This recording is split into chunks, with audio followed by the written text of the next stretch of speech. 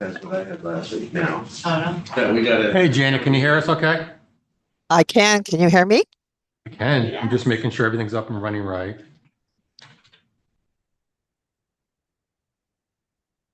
Muted. Yeah, we're good. We're good there. Thank you, Chief. Hey, guys. All set. Hi, everyone. Today is May 9th, and welcome to the hybrid meeting of the Northborough Design Review Committee. This open meeting of the Northborough Design Review Committee is being conducted in person and remotely, consistent with Chapter 2 of the Acts of 2023, relative to extending certain COVID-19 measures adopted during the state of emergency. All members of the Northborough Design Review Committee are allowed to participate either in person or remotely. The Act allows the Northborough Design Review Committee to meet in person and remotely as long as reasonable public access is afforded so that the public can follow along with the deliberations of this meeting. The public is encouraged to follow along using the posted agenda, unless the chair notes otherwise. Members of the public who wish to review the live stream of the recording of this meeting may do so by going to Northborough Remote Meetings via the YouTube link listed on the agenda. Ensuring public access does not ensure public participation unless such participation is required by law. This meeting will not feature public comment. I noticed it's a link right to YouTube. There's no. Yeah. It's okay.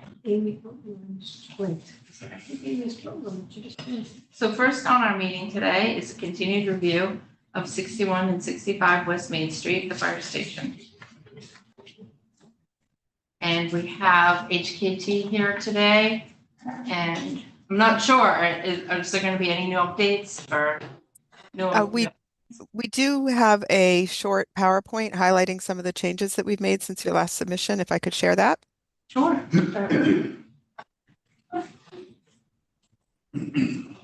Let me promote you one moment. They're all promoted already. I think I'm just Okay. Yeah, it should be all set. okay. Can you see my screen okay? Yes. Excellent. Okay, so we just have a few updates. We wanted to highlight some of the changes that we made since we last met with you and that you see in the most recent submission that we made. And one of them was the relocation of the sidewalk. There was a lot of discussion previously about where we had been showing the sidewalk. We had been following the town's design review guidelines and had pushed the sidewalk back from the street edge there to create a green strip between the sidewalk and the street. But after a lot of discussion about how the sidewalk might continue down the street and the connection at the abutter here, it was suggested that we move the sidewalk up against the street, which we're showing in the latest submission. We'll look for some guidance from you about the process to get a waiver from the design guidelines if there's anything else that we need to do other than presenting this to you for that process. And there was some questions about what the emergency gate would look like at the rear of the building. The landscape architect is showing this detail on their drawing set to show the gate. The gate is going to be manually operated. It's not going to be electrified or anything. We did talk to the fire department about that and how they wanted that gate to operate. And we're still working through the design, but this is an example of what we would be specifying for that gate. Similarly, the dumpster enclosure has been discussed. We showed a photograph of what a similar dumpster enclosure would look like, one that has been constructed at another building that we did. The intent would be to have the brick that's visible on the outside and the masonry cap on the top of it to match the brick and masonry details of the building so that it blends in with the overall project design. But the enclosure itself will be similar to this. It will be a masonry enclosure on 3 sides with some metal gates to allow opening and closing to access the dumpster. And then the drawing set that you show or that you see shows the latest landscape plan. There had been talk about adding some more trees at one point, and those drawings incorporate those and have vegetative buffers that have been enhanced around the property. And it also shows increased fencing height at the retaining walls. We had previously been showing a guardrail height as is mandated by the building code, but the request had been to increase that to more of a fence height, and we have done that and increased it up to 5 feet, and that shows in the latest drawings that you have. It's not We on the s- screen. Got the we charge. we do have in the packet that we sent you some photographs of the materials that we had selected for the basis of design, and those are the materials that we had presented at the Joint Design Review and Fire Station Building Committee meeting on the project site. The Fire Station Building Committee had selected what their preferred materials were for the design, and these renderings represent that, with a red brick for the main brick and then a brown brick for the accent color brick at the base and at the banding, a green metal for the windows and doors and paneling above the doors, and accents at the hose and training tower, and then a grayish, warm gray, brown color for the roof. So those are the basis of design materials that we plan on specifying. As we said before, because it's public bid, we can specify a basis of design, but we won't know until construction the exact product and exact color that the contractor will submit, but it will be close to those basis of design materials that we specify. And that's it. It's a very short presentation just to highlight the changes that we've had in the latest submission. Okay, thank you. Does anyone have any questions? Yeah, just in looking at the quick diagram we put together on the dumpster area, is that going to have like a 6-foot space behind it so you can get behind the area if you have to, or is it going against the wall directly? In the photograph, there's a little bit of space, but it's hard to see, whatever was presented on the screen. Right. It just shows a little bit of a walk space, perhaps. Share my screen again. I should have left that open.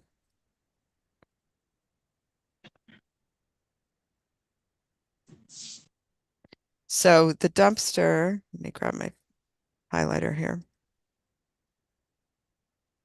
So the dumpster is actually located here in the Northborough Fire Station project and would be accessed on this side here.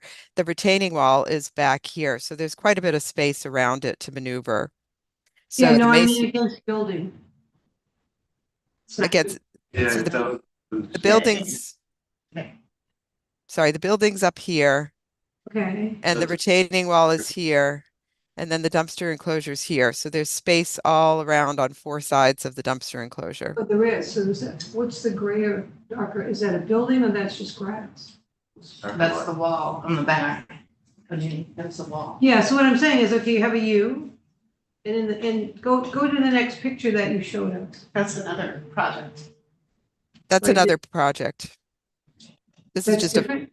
this is Yeah, a photograph of an actual dumpster enclosure that's Okay, been just see, installed. so what I'm looking at, how it sits against the wall and the shadow behind it, that's all I was asking about. I didn't realize that was not what yours is gonna look like.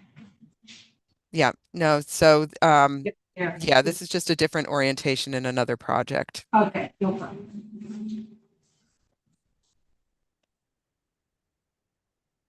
Do you have any other questions? Anyone? Just looking at the new thing, let's see.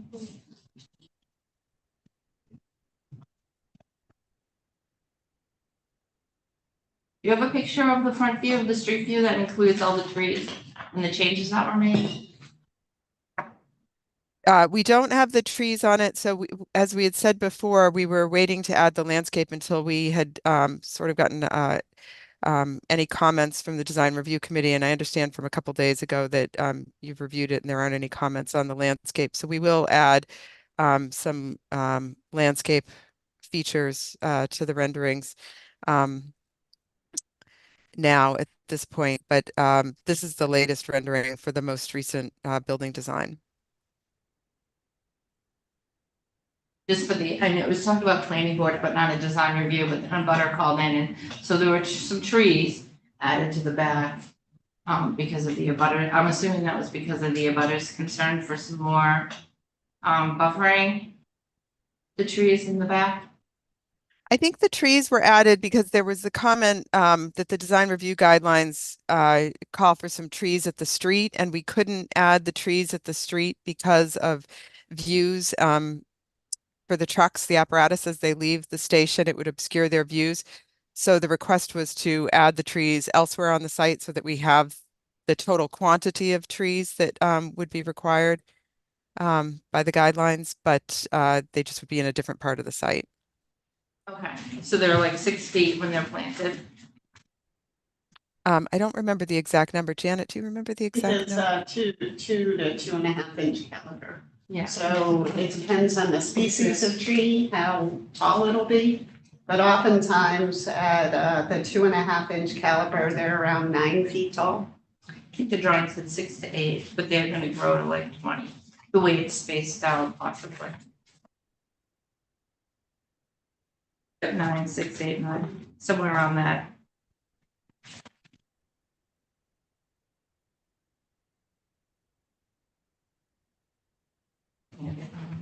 Okay, I wanted to ask too, I know on the side, we've got trees coming up onto the side next to the hillside grill.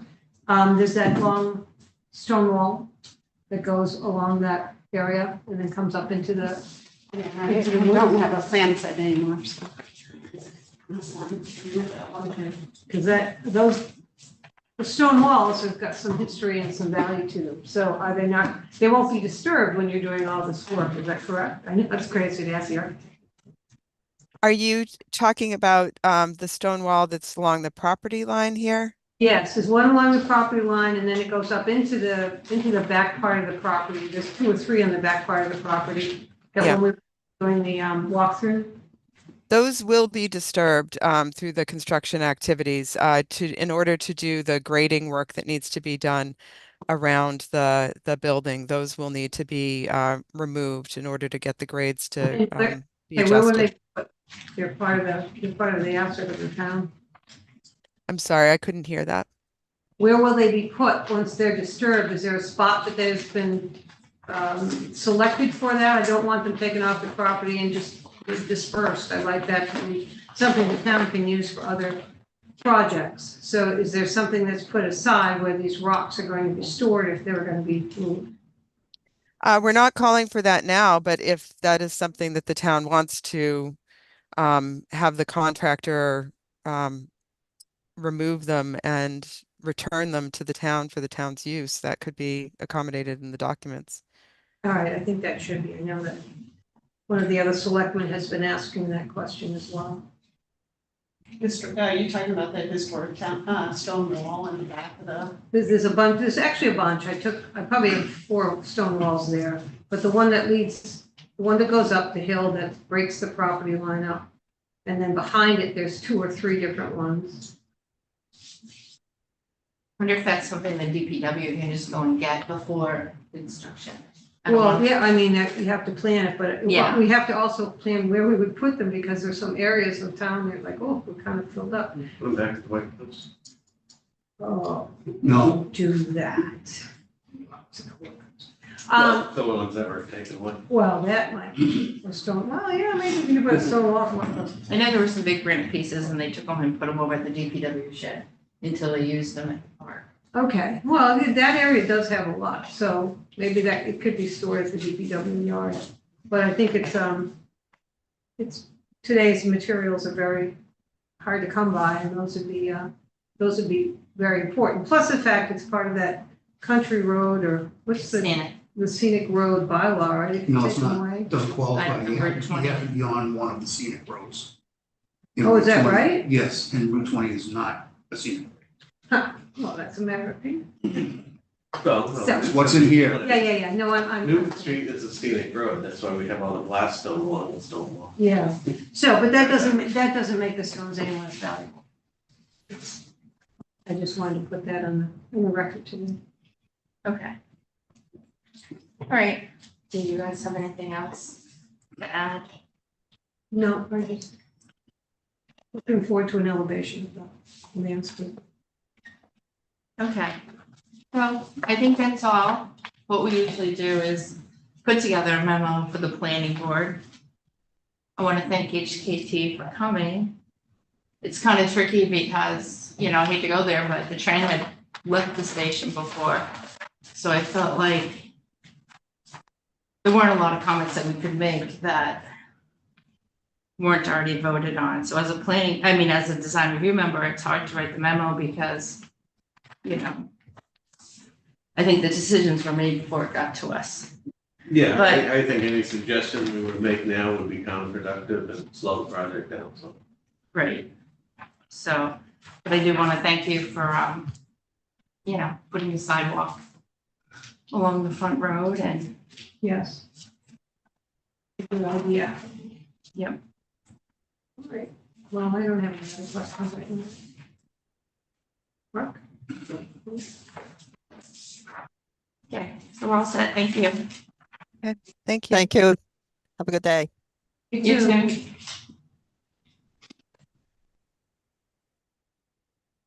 Okay. So we have to decide as a board, do we want to write a memo or do we just, there's really nothing we can write. Well, who would the memo be to? Just. It usually goes- I'm new, so. Yeah, it goes to the planning board or the zoning board, whoever receives it, and it's usually states like that the design review committee met with the applicant. And although we don't recommend approving or denying, but we say these are the comments we would have should you approve it.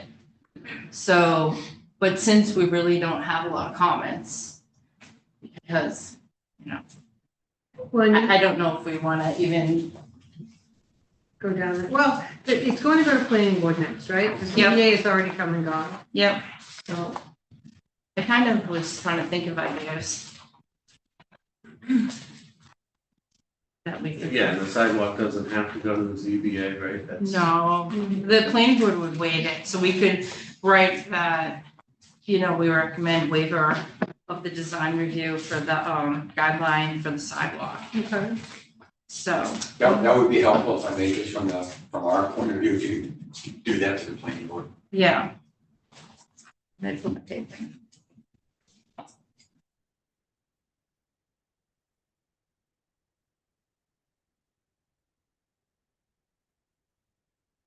Here, no, I do. I have so many papers.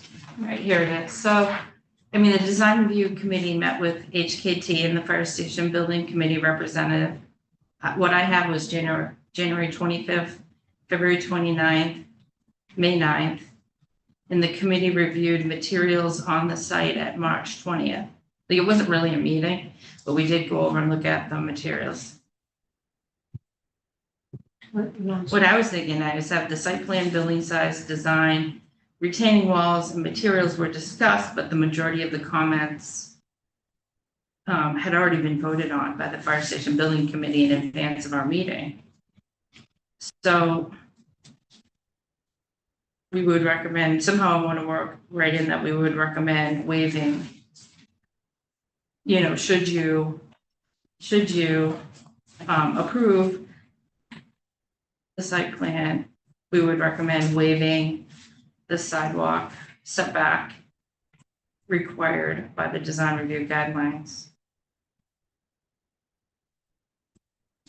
So, but I don't really have any more comments to add. I felt like some of our comments were misrepresented, and I really don't want to get into that anymore. No, they were, but not really by anybody directly involved. Yeah. Indirectly involved, but not directly. Yeah, it just was too bad that it happened. So, I mean, I don't want to lead anyone on that we actually made changes, but we just have that, we just kind of went along and listened to the presentations and yeah, I don't want to put words in either of your mouths either. Well, no, I agree with you. I think it's unfortunate that things have played out the way they have. I mean, you want to support the be helpful for anything that's happening certainly on the municipal level, but I think there's a lot of things that, you know, came to light certainly at the town meeting, and so it's better that we probably withdraw any, you know, any remarks other than the sidewalk, because I think that's important. It's part of the look of the town and all that. But Do you want me to do anything, something about the historic farming wall? yeah, the stone wall? Yeah. Yes, we do. So, and I don't know, I mean, anything that's, I did take some photos, I can submit some photos. So the comment would be that you would like to see it preserved and reused elsewhere. Reused by the town elsewhere.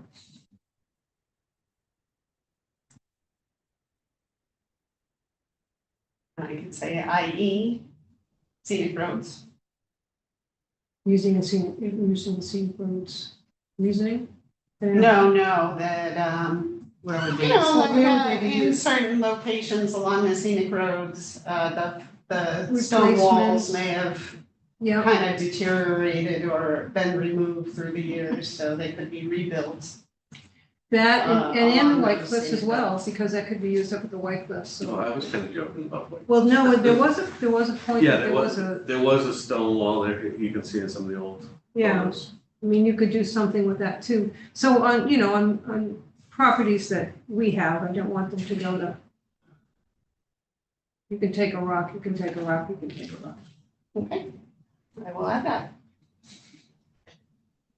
And maybe make a notation, there's at least four runs of them anyway. So there's a lot of rocks, it's not a small project, so. And is that something that we would normally do before, you know, before they start digging everything up, taking it, I would run it by the DPW, because if someone could take them away first, you don't want to have to pay prevailing wages for someone to come and remove the rocks. Right. Everything is right, well, an added cost. I'm also thinking that they just took all those trees down by the water tower. So that area is kind of open. So they could put some pieces there. Could even be like a Boy Scout type of project. I don't know, I don't want to put words in their mouths Big either. rocks. Oh, they are big rocks? Yeah, I didn't, unless they have a little machine that can do it, oh, I haven't seen yeah. I mean, usually they're but this like this. them. Okay, yeah, I They're not didn't. gonna- I know, because I move rocks around my house all the time. It's like, I can't move that one. But thank you for bringing that up. I think that's, I know that Selectman Hirsch has been talking a lot about that stone wall and stone walls around town. And if you want, I can send you what I just read out loud, and if the board agreed with how I worded it, then we can use that. Okay. So, all right, well, next on our agenda is the check sheet. And there have been some iterations going back and forth between Lori and Mark. And it seems like I think we're on the same page right now. I want to thank Mark for, you know, putting together the idea of the checklist and putting it together. And Lori, you worked on it too, and you changed it so the wording was a checklist. And I felt that, you know, it was a good team effort. And I feel like I haven't gone through and checked all the bylaws to see everything I do, Lori, like I know all the guidelines I think are there. I haven't checked, and I haven't checked to see if all the bylaw. I did have Michelle run through It's genius. and just double check the bylaw. It took her a long time. And she only found one little Okay. typo.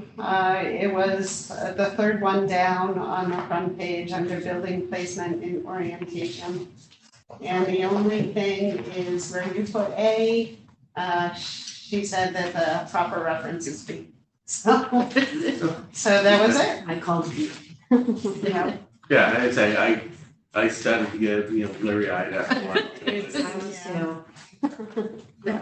And I'd say I tried to capture we had like 12 discrepancies between the two lists, and I tried to capture those in that memo field, but then put back the original wording, just to eliminate any confusion. I don't think I missed any, but I may have.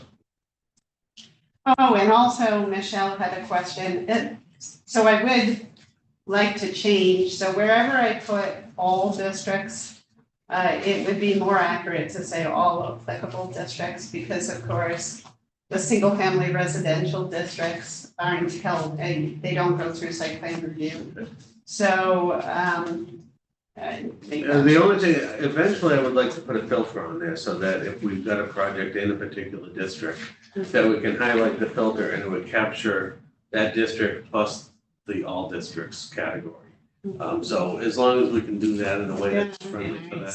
so then you don't have to go through all the Yeah, ones that sure. aren't applicable. Right, you got 100 things on that list, so Yeah. cut it down to 50, it's nice.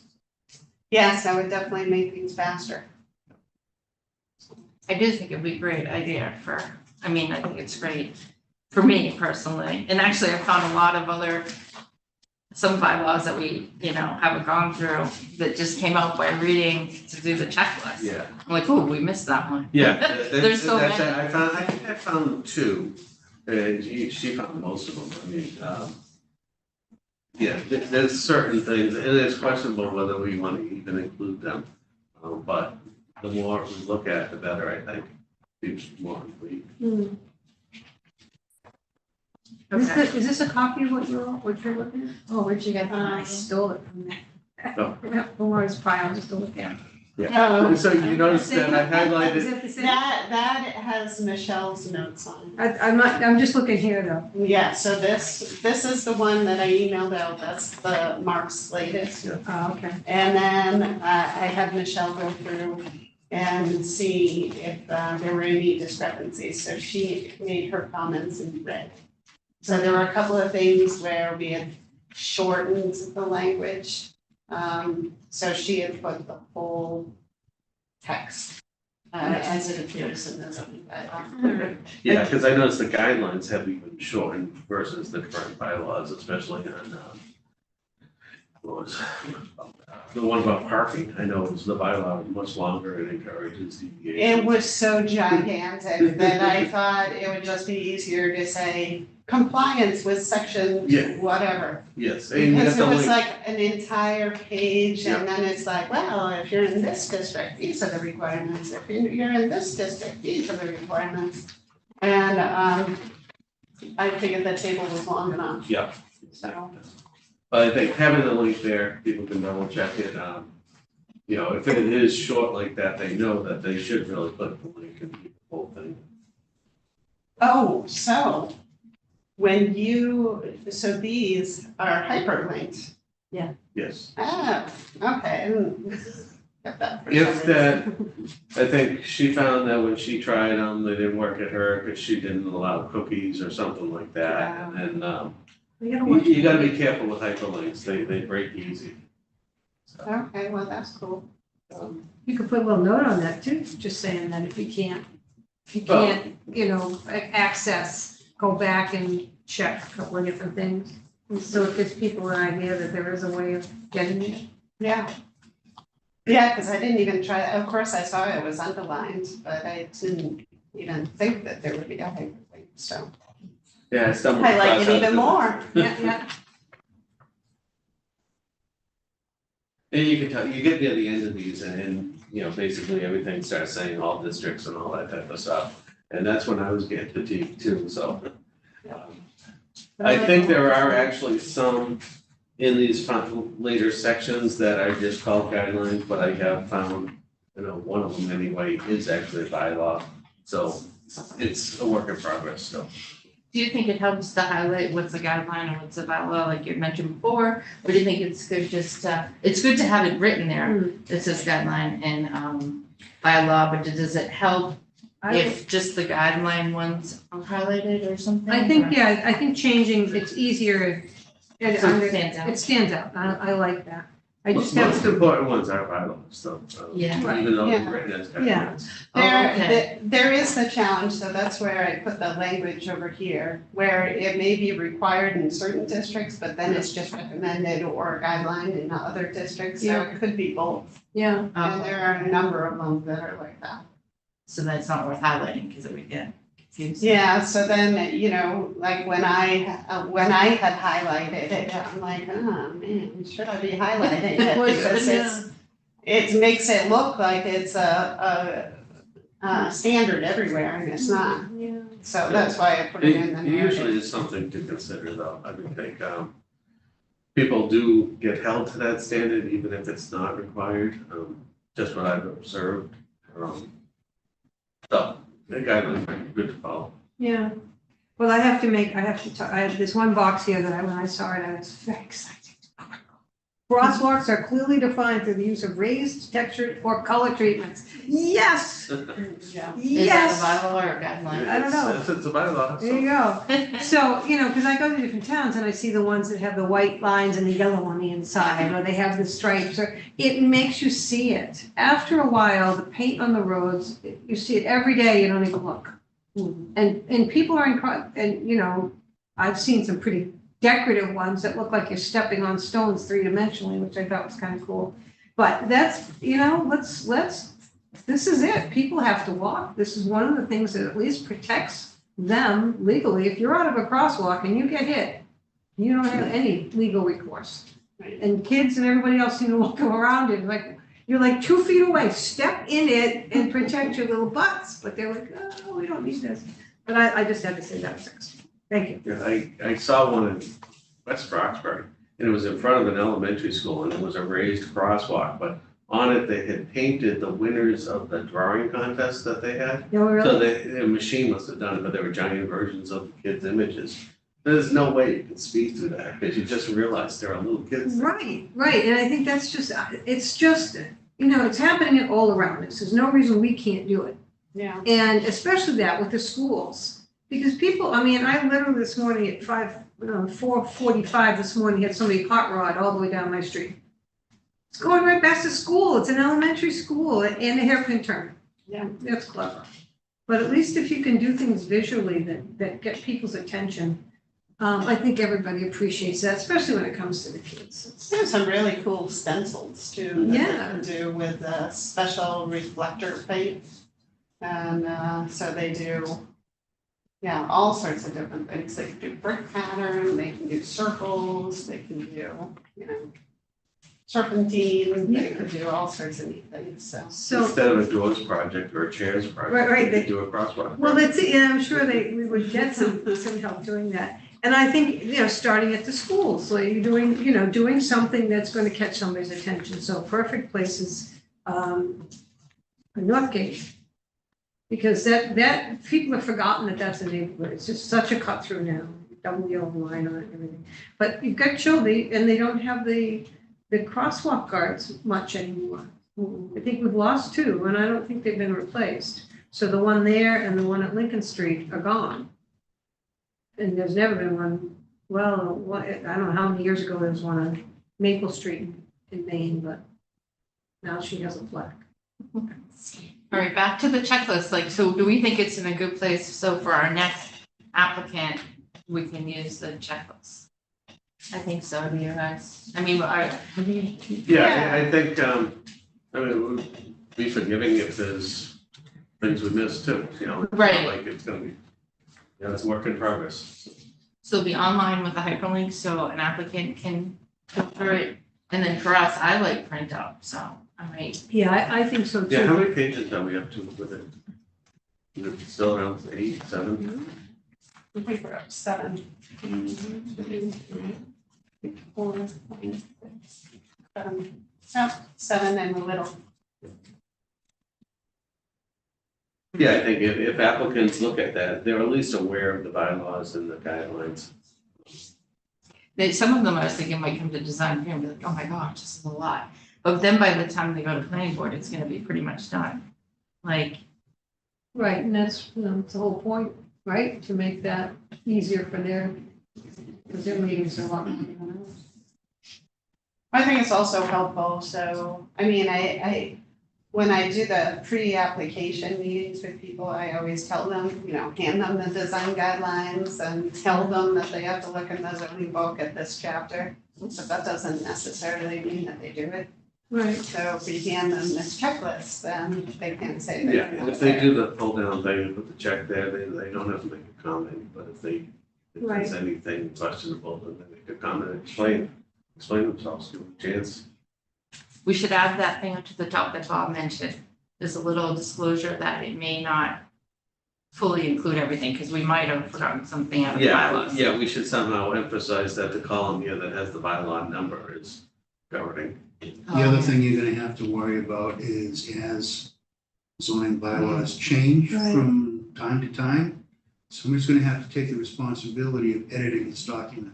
Yep. To make it valid. Actually, we are gonna have to edit it based on the changes that were adopted at town meeting. Yeah. Last week, yeah. And that was the weakness of the old guidelines, they hadn't been updated since 2012. Well, and a date too. Oh, Yeah, dates. And then you get the revised date and, So why are some of these yellow? The ones that you had gray, because I'm old and I can't read black on gray. I can't, make sure I maintain the highlighted rows, but I just put it in that one cell in yellow, Okay, so that I can still read it. so But I didn't want to we delete could it. probably just get rid of all the Right, colors. yeah, if it's got a number, maybe double check it, because some of the guideline numbers were referenced in the old guidelines, and double check that those are accurate, but yeah, if it's got a number, it's a bylaw. or maybe make a note on that then. Again, like a little cheat sheet where somebody's looking at this for the first time. They may not even understand how it all works, but by saying that, I think that's another helpful thing on the page. saying that it's a hyperlink. Not just a hyperlink, but It's the text of the hyperlink that's really important, because Yeah. that's the bylaw. And then that gives us some flexibility on the description to, put it in layman's terms or emphasize what needs to be emphasized. right. Now, Mark, on yours, I think the version that she has, I don't know. there were some notes Sure, on I the need far right of the first page that Deshawn and I were kind of Oh, scratching our heads Oh, about. okay, yeah, I can see it. That's the pull down menu. So normally that column would be hidden and not printed. So when you have, if you add an item there in the first 10 fields, Okay. it shows up as a choice on the pull down menu. Oh, okay, And that's something I recently added the okay, see notes, as, versus a check or an X, which is kind of cut and dry, or, Good. when it gets into gray area, you can say okay and see notes or variance required or something like that. right. All right, that's great. And the last, does anyone else have anything else they want to add about the checklist? Can we make are we, being the designer that I'm not, can we make some photograph or something in the cover that would be, like maybe the bridge or something that's a little bit attractive that could be the cover of it, because design guidelines have the three or four houses on them, right? I have to look. Yep, they do. They have a couple buildings. Kind of taking that style, just pumping it up a little bit. I don't like the way that's put together, but at least, something that's, Doesn't have to add a page though. I mean, if Well, we have a you blank can print page at the on- end, you can then print we on definitely both. do it. you can, the cover and then the inside's information of blah, blah, blah, blah, right? Oh, we Well, work on maybe what we could do is we could do like a PDF version Yeah. for printout with a cover and then it has to be in Excel, the hyperlinks to work, right? No, I think that you can, if you have it full Adobe, you can make the hyperlinks work and you can make the pull down menus work on Adobe Forms. Okay. Yeah, and it's like your IRS forms. You can print them, you can type on them when they're in the machine. All right, well, Michelle can do that. She can try it, and yeah, all. yeah, no, I mean, if you can't do it, we'll make adjustments, that's, But if you want, Michelle, I'll help you. I'll make a color. How about that? I use my old fashioned design idea. But So I I think, can transfer over to. yeah, of course you make it so it goes into the PDF. So, but that, again, it's just kind of it's like the new, the new Well, Okay. And then we'll just attach it to the guidelines, so Yeah. it'll just be in the back. yeah, so it gives, if it's not, and the thing that I find is through all these years that I've done this stuff, if you have something, even this catches your eye, everybody has all these documents and they can't find things. So you're looking for everything. So if you can make it a little distinctive, it's going to be, easier to find, easier to use. Yeah. And somebody will, oh, I couldn't find it. I didn't get it. Right, engineer? But if it's stapled to the back, they won't see it. Of this? Well, it's gonna be stapled to the back of the design Design guidelines. guidelines. Well, if it's But required it will to be be submitted passed up. for a review to Yeah. this Yeah. team, Yeah. then it'll force it. And take the surprises out of coming before us and finding out. Okay. You need a side setback or buffer. Yeah, And then we'll just add it to the webpage for the design review committee as a button. So it can be, they can click on it and it can be a live document or it can be printed. okay, and then this is gonna go horizontally where the other one's vertically, right? Because this will stay as a read at horizontal. Yeah. So we- And so this column right here will be hidden. That's just for our purposes. So when it's printed out, it's shorter? Yeah, this column gets hidden, this column gets hidden. This is just, as we review this document, we can make our notes. So do you have to do it on a legal size paper? You're gonna print it out? No, you figure. Everything over here is not gonna be printed, and this column's not gonna be printed, so it's actually, we might actually be able to go portrait on it.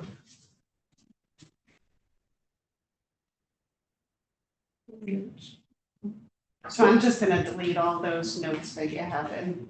No, just Yeah. hide them, don't delete them. Well, isn't this project specific? No, these are. We, when we had discussion, some of the sections we wanted to move, like, what the fourth one down says, massing. We had considered moving that guideline to the massing section. So I didn't want to delete those notes, so I just preserved them here. But they're nothing relevant to anybody's project or anything like that, that's just for us. So, the second column after the description is going to be the pull-down menu where you can do the check mark. And then the notes after that, those are the two important ones, and then the last two columns are reference fields. So the link and the area it applies.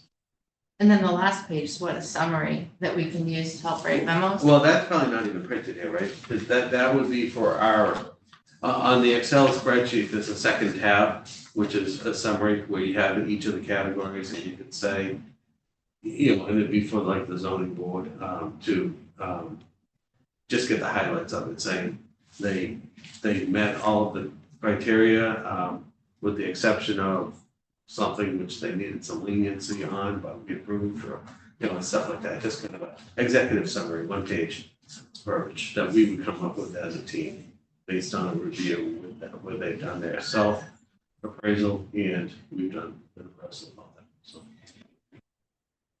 And there are some things, and they're not in the guidelines, but we still always bring them up, like snow removal. Because Dave's a snow guy, so when he's here, he brings up, that might be type of snow removal. So I don't know if we add it. I mean, we haven't come to a point where we're talking about adding guidelines, but I think we should come to that point. And I know that's a lengthy procedure, so we don't need to tackle it now, but. It is so when you go to the site plan review submission requirements, they have to depict the location of snow. So that's really something that the planning board and the ZBA are looking at. So I don't think we have like an actual guideline, it's just you have to show. Do we have a bylaw or? Well, isn't there something? Yeah, it's in the rules and regulations. Okay, I mean, if So it's it's something one we of the can link to, submission requirements. then, as long as we can link to the verbiage of it, then I'm pretty confident we can just add it. Only just save the applicant time so they know to put it on their site plan if they're doing site plans. Like, it's not, Well, we also remember that there is a submission checklist for site plan review. So there's another one that talks about everything that needs to be shown. So that's what I use when I'm doing my review to make sure that the application is complete. Okay. So I don't think we have to add it to this checklist because we already have it on the other checklist. I was only curious because I know when we talked about it at planning board, Bill had questioned, you guys asked about the snow, but it's not in the guidelines. Right. So, but it is Is it? part of the It's submission. in the planning board rules and regs, Yeah. so. Now, well, Maybe you should make notes of those too, though, because I don't want somebody to take the checklist and think if they complete the checklist that they're done. If there's another checklist they have to go through too. I mean, even if we just reference it. reference, please review, the planning board rules and regulations. Yeah, I mean, it's already on the planning board and the ZBA web pages. So there's the site plan review application, and then there's the checklist that goes with it. So when they're coming to design review, of course, they're not necessarily submitting all of the is what's required for site plan review because they're so early in the design process. So ultimately, by the time you folks are ready to give your decision, it should be full application. But, chances are they wouldn't be showing snow storage when they're trying to get feedback on the building and, landscaping and stuff like that. Well, doesn't it go under the landscaping question? Because that's where you leave a space, or there's areas that, it's like, Dave's always putting it into that point where when you start talking about your tree planting and your shrubbery, I remember just on West Main Street, that he was like, I don't think you should have that there because it's snow removal, they're not gonna be able to get in, they're not gonna be able to move around in there. It's because we got such small lots in many of these places on the commercial side. I think that's why it's thought. Yeah, I mean, in my opinion, it's more of a site plan review issue than a design issue. But you But do, that's, yeah, but I you have, I mean, mean, you it's have to make covered. how it all, you have to make it how it all goes. And I think that's why he brings that up every time with landscaping, because that's part of the visual. Because then if you get to the planning board, and they say, well, nice landscaping, but there's no room for snow. Right, And then Yeah, the so- person would have to backtrack. so I think it does belong under the landscaping and part of what we do, just because of the, the visuals, where everything, why come to them and then have to change them? The one Lyman Street, I don't know if that's on video. Do you know if it's on, no, you were. Yeah, because we were always on video. Planning board's always been recorded. Okay, Not design review though. yeah, because when they came before, One Lyman Street had a beautiful presentation, probably the nicest presentation I've seen since I've been doing this. And they had everything, and they have everything in the elevation as well. I'd like to see where they started and how they came up with what they presented, because it was probably the nicest that we have had. And it's a great model to follow, and even for us to say, oh, this was thought of, that was thought of. That was but put it in. was ultimately denied, so I Well, don't know. No, it was approved. It went to Oh, the it neighbors, was the approved? neighbors. It was the The neighbors who neighbors didn't want the appealed zoning, it. yeah, it wasn't Oh, us, it wasn't any of us, we all said it's beautiful, it's just, the neighbors were like, oh my God, right across the street from us. Amy, if I Yeah, may, getting back to snow removal Yeah, requirements, it is mentioned in the zoning bylaws. There are off-street parking design standards. Parking design If standards. you've got the red book, you're page 7-5.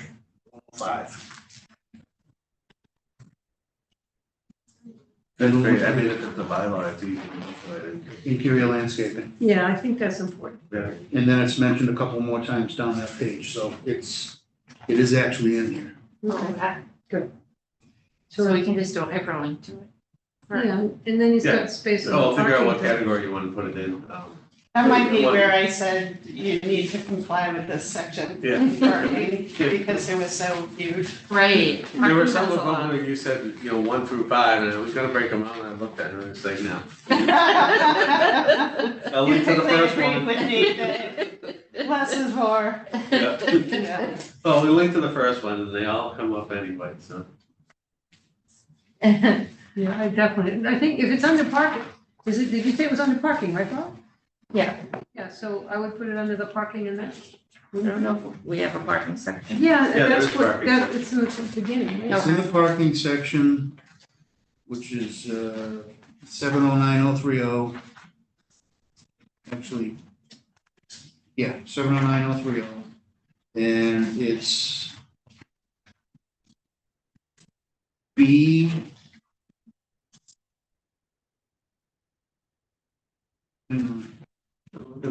It's C1.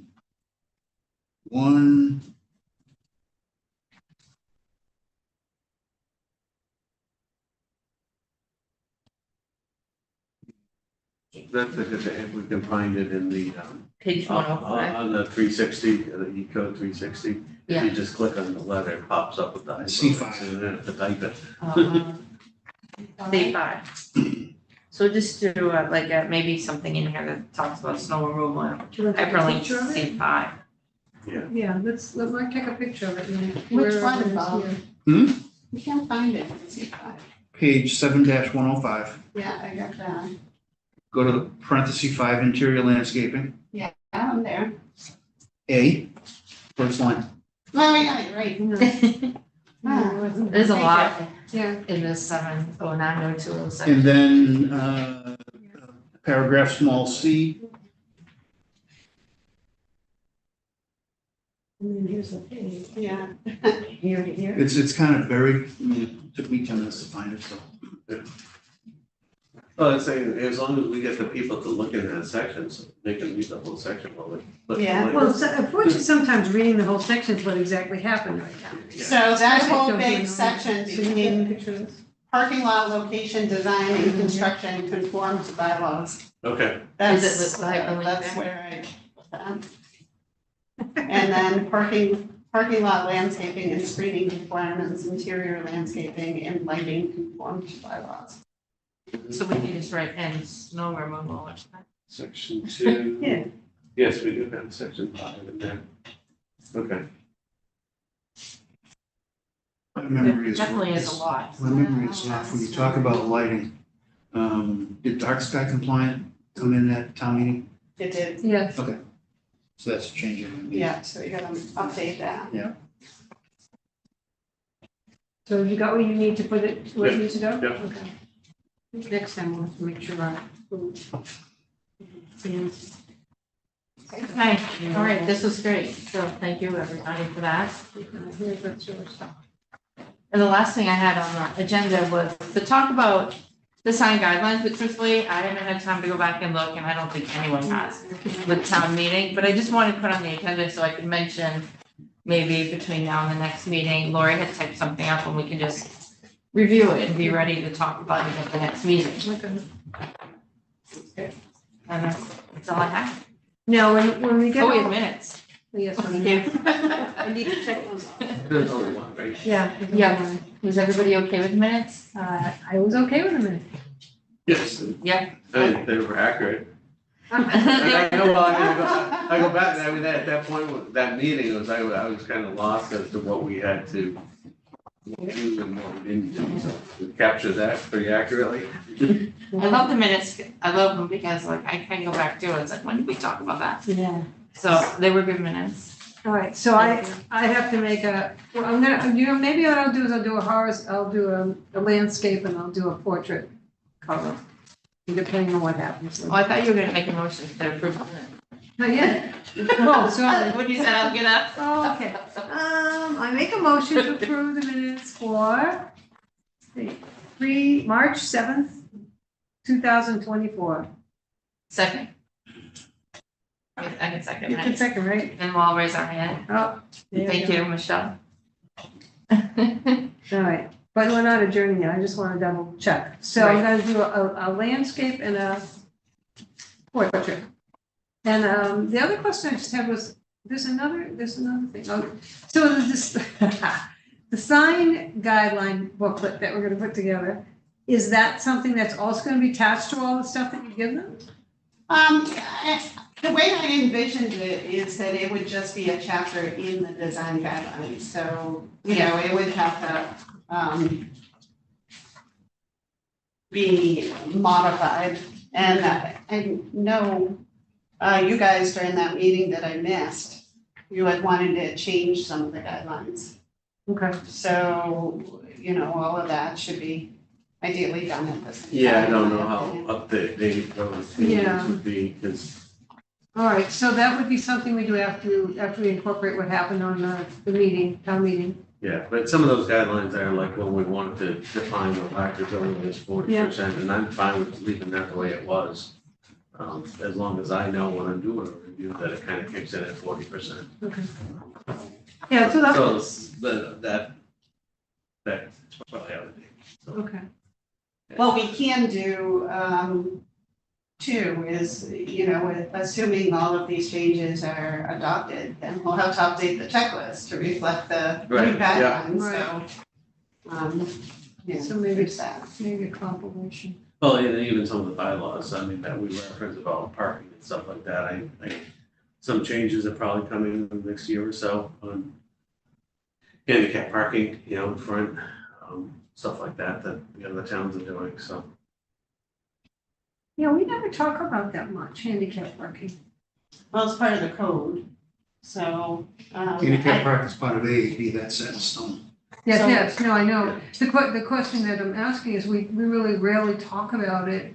And that how many you have to have so many per spaces. There's a schedule, and I check that before it goes to any of you guys. Yeah, Okay. but what some of the towns have been doing, it was the big trend in 2009 to have no parking in front of the building. And now they've come back and, like Devon's allows the handicap parking in front of the building, to kind of compromise between the two.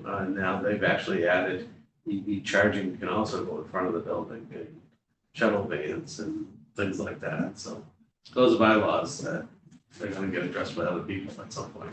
One of the things that I've kind of questioned, and I heard the other day that it's a proposed change, is that we have energy requirements for EV charging. There's a certain amount that's required, depending on the situation.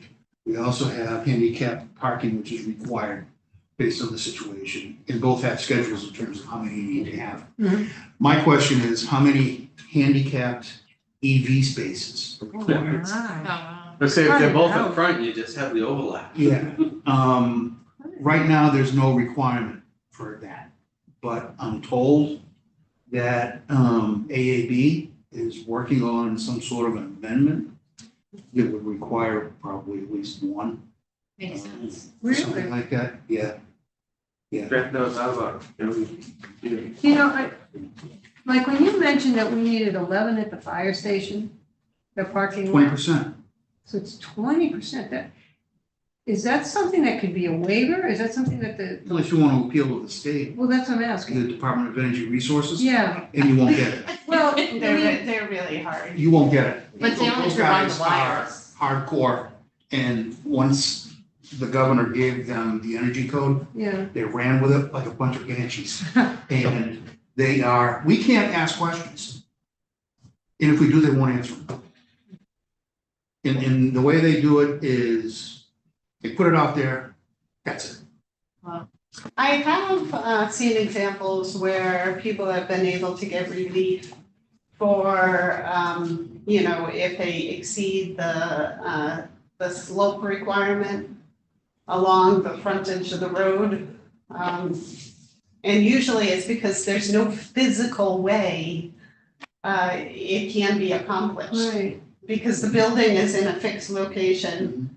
And then, of course, the road is in a fixed location, so you gotta work with what you have in Right. between the building and the road, and if the building is close enough to the road, then obviously you're not demolishing the building, so you can't comply. So in those circumstances, they will grant relief. And that's happened a few times. And so- who do you apply for to get relief? So it's the applicant that has to apply to the state, and it's the Architectural Access Board, I believe. Or they're the ones who would do that? Because, you know, when you think about it, I mean, I'm not a proponent for everything going electric, because you're gonna have one supplier for everything. That's never a good idea. But right now, the trends, as we talk about, 2009, the trends are parking in the back. The trends are to push toward everything electric, which at some point may come back, where it's not, everything's gonna be electric. It may change in 2 years, it may change in 5 years. But when you look at, Could change in November. yeah, it could change in November. But when you look at the requirements that are made, so that how much do these stations cost somebody to install? How much do they cost to run? Who's responsible for paying for the electricity? How do you get the money back? Yeah. Yes, none of that's addressed, which I would certainly talk with the legislator now and get something going on that, because you know something? How many cars in our town are electric? How many cars are going to be going to the police, fire station to go inside that needs to be recharged? That's fine, because you're coming in to use one of our services. But if you're coming from Westboro, and you're coming from Shrewsbury, and you're coming from everywhere else, because that's where they are, I don't think that's a good thing to be, I mean, that puts responsibility on us to make sure that all this stuff is working, and at 20% is pretty high when you, if that's what, 30 parking spaces is 20%. Very high. So that to me is like, it's almost, it's unwielding, but it's not, again, fair for the towns to have to take that kind of responsibility when electricity is a great idea, but we went through this in the 60s. I gotta build a house with all electric heat. And then you couldn't get rid of the houses because you couldn't afford to live in them. Nobody wanted to buy them. Nobody wanted to deal with it. When the DOER took control of the energy code, and they came out with their rollouts, there was the biggest and most frequent questions asked were, you know, they did the research, and with the added insulation requirements, the added thermal requirements, the charging stations, the solar ready requirements, all the infrastructure that you need to build into a house, turned out to be, on an average single family house, is close to $50,000 to $80,000. Yeah. Okay, so, you know, that's an onerous increase, okay? And then when you're talking about trying to keep housing affordable, Right. okay, if you're building high density housing, they have the same requirements. Yeah. So, you know, if you're building a higher density home, okay, you've got, okay, say it's $40,000. That hurdle just got higher. Right. For the buyer. Right. And we told them, I said, this is, you know, R60 in an attic. You'll never get the money back. Right. It's already been proven. You know, they just went over and above. You know, R38 was fine. You know, and if you adding more than that, you're spending money, you'll never recover. Right. That was brought up to them, and they said, this is what you get. Take it. Well, and again, you know, that, like I said, with politics and everything else, you It's all politics. start pushing through something else. The other thing is that there's Does she want that back? advertising abilities on these machines. I wrote on it, but, As well. Advertising abilities, like when you go to Wegmans, oh, sorry, You know, I it- wrote on it. it's got 2 or 3 different people that write it. The thing that doesn't make a lot of common sense to me is that you need time to charge them what She to just wrote some. okay? Okay. If you go No, to the I- fire that's the station, red- unless you're there all Yeah, day, those are. Right. you're in and out of there for a permit, or for a 10-minute meeting or something like Right. that, it's useless. Right, If you go into Wegmans, you go into Walmart, you go into the dentist, you're gonna be there for an hour. Right. You know, if you're gonna be someplace for like an hour or more, right, then I think having a charge station is worth it. If it's something shorter than that, like CVS, I know, it's a waste, it's a waste. It's a total, Well, unless the employees have. Like I said, if you're there longer than an hour, yeah, you know, if you're an employee, yeah, it's fine, you know, Now, how many of them have to have like the actual stations? Like how many? all of them. 6? 6. Yeah. 11 have to be Yeah. wired or ready to go. Yeah. 6 of them have to be installed. that's crazy. And they have to be a certain classes, 3 classes of chargers. And they've got to be the And minimum that's- class 2. And they just slow down the, You'll have to talk to your you representative. betcha, you betcha, Well, that's what I I'm. mean, the deadlines on these are what, 2030 or 2035, so they'll work themselves out by then. Yeah, they'll probably be more. Okay. So the last thing I want to say about that, then who decides how advertising is handled on those tubes? Because that's gonna come up too. The tubes, what do you mean? When you go to Wegmans and you're gonna Oh, signs go up to the, on Yeah, the on- charging yeah, on the- stations. okay, on the charging station, they have revolving signs, it's like, the new billboards. It's all electronic, Really? yeah, Are they there now? they're there now. It goes exception headache number 34. Well, it could be a way.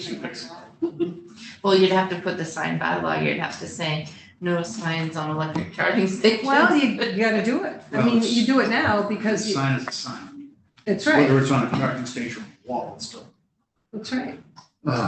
good grief. So, those are things that I'd like to bring up from budget, thank you very much.